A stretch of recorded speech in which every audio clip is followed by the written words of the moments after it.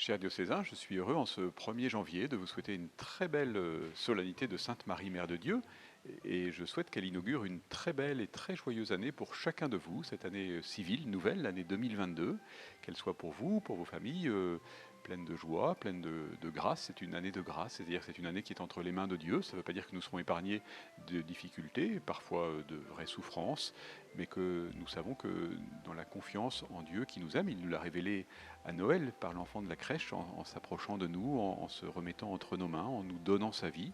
Nous savons que nous sommes prêts à traverser cette année avec tout ce qu'elle nous offrira, dans la confiance et dans l'espérance, puisque vous savez que l'espérance, c'est le thème de cette année pastorale.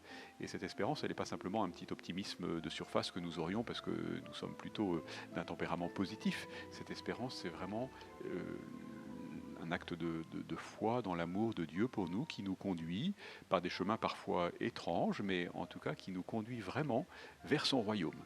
Et cette espérance-là, elle nous établit dans la paix. Donc je vous souhaite une année de grande paix.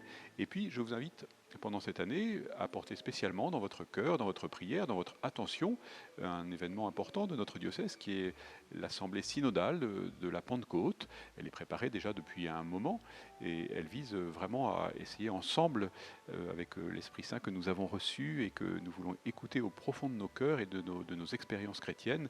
Elle vise à discerner ce que le Seigneur attend pour l'Église de Limoges, pour qu'elle soit fidèle à sa mission d'annonce de l'Évangile aujourd'hui, d'attention aux plus pauvres et de célébration du Seigneur de la manière la plus juste et la plus appropriée.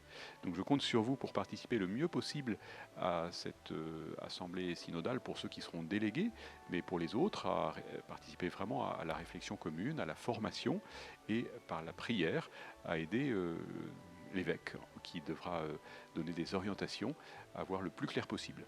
Je vous remercie, je souhaite à vous, à chacun des membres de vos familles et à vos amis une très joyeuse et très sainte année nouvelle.